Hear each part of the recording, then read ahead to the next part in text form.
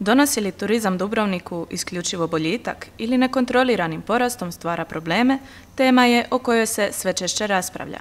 To drugo lice turizma osjećaju građani, ali i studenti.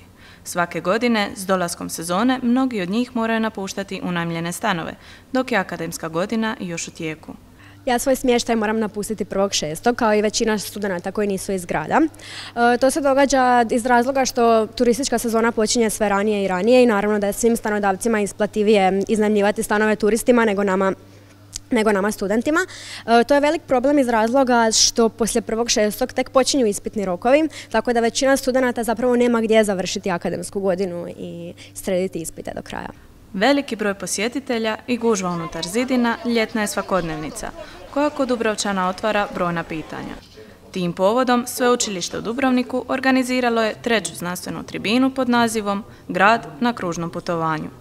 Na tribini je naglašeno da se prednosti i mane cruising turizma trebaju isključivo procijeniti znanstvenom i stručnom analizom. Ono na čemu je fokus sada je da gradske vlasti, uključujući turističku zajednicu, moraju provesti istraživanje da vidimo koliko novaca cruising kompanije ostavljaju u destinaciji gospodarstvu Dubrovnika. Iako je taj profit opravdava troškove po okoliš, vaše živce i ostalo, onda je to nekakva odluka koja može ići u tom smjeru. Ukoliko ne, onda ide u drugom smjeru. Znači, treba prikupiti jasne informacije o temeljnoj stvari koliko turizam ostavlja financijske koristi za lokalnu zajednicu. Jedna od najvažnijih poruka održane tribine je održivi turizam, kojem, prema razmišljanjima stručnjaka, Dubrovnik treba težiti.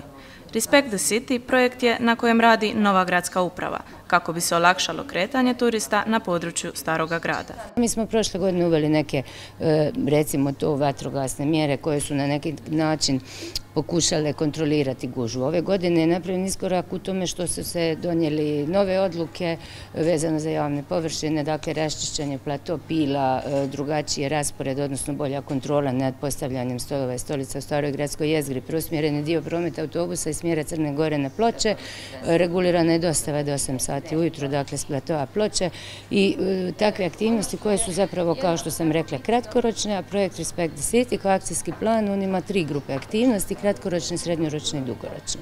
Ekološki problemi poput sumpornog oksida, balastnih voda i fekalnih voda otvorile su diskusiju. Sigurnost građana ili pak mogućnost izbacivanja stare gradske jezgre s UNESCO-ve liste zaštićene svjetske baštine ostalo je otvoreno pitanje. Nakon višesatne rasprave, sudionici su bili zadovoljni dobivenim informacijama. Izneseno je stvarno dosta različitih problema i utjecaja kruzera na grad.